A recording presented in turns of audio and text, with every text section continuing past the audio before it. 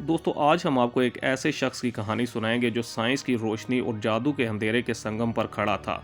ये कहानी है जॉन डी की, जो मलका एलिजाबेथ अव्वल के दौर का अजीम स्कॉलर, रियाजी दान और पुरस्कार केमिस्ट था।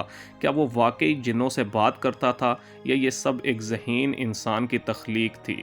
चलें इस राज को सुलझाने की कोशिश करते हैं। दोस्तों जॉन डी 13 जुलाई 1527 को लंदन के करीब एक अमीर घराने में पैदा हुआ। सिर्फ 15 साल की उम्र में कैम्ब्रिज यूनिवर्सिटी में दाखिल हुआ, जहां इसने रियाजी, फल्कियात और लातीनी ज़बान में महारत हासिल की।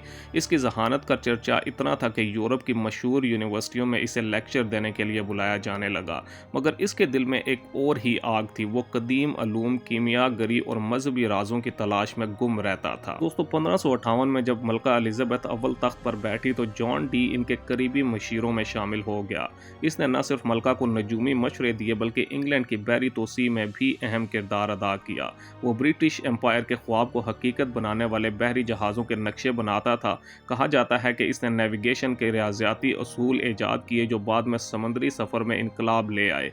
मगर यही वो वक्त था जब इसने अपनी ज़िंदगी का सबसे मुतनाज़ बाब लिखना शुरू किया। दोस्तों 1582 में जॉन डी ने एडवर्ड क्ले नामी एक मुबैना नशाबाज को अपना साथी बनाया। क्ले का दावा था कि वो फरिश्तों से बात कर सकता है, जबकि दोनों ने मिलकर एनोकीन ज़बान दरियाफ्त की, एक पुरस्कार ज़बान जिसे वो फरिश्तों की ज़बान कहते थे।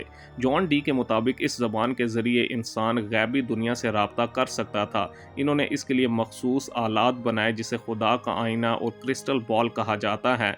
मगर क्या ये सब साइंसी तजर्बा था या महज धोखा? तारीख दान आज तक इस पर बहस करते हैं। दोस्तों वक्त गुजरने के साथ साथ जॉन डी की शोहरत मशकूक होती गई। लोग इसे जादूगर कहने लगे, जबकि मलका की मौत के बाद नए बादशाह जेम्स अव्वल ने इसे नज़रअंदाज कर दिया। इसका शानदार घर और यूरोप की सबसे बड़ी लाइब्रेरी, जिसमें 4000 से ज़ायद किताबें थी, तबाह हो गई। आखिरी दिनों में वो गुर्बत और तन्हाई का शिकार होकर 1608 में मर गया। मगर इसकी मौत के बाद भी इसके काम ने साइंस और राजधानी को मुतासर किया। दोस्तों जॉन डी को साइंस और जादूगर के दरमियान पुल समझा जाता है। इसने रियाजी को जदीद शक्ल दी, कीमिया गरी को केमिस्ट्री में बदला और खुफिया अलूम को एक नया फलसफा बख्शा।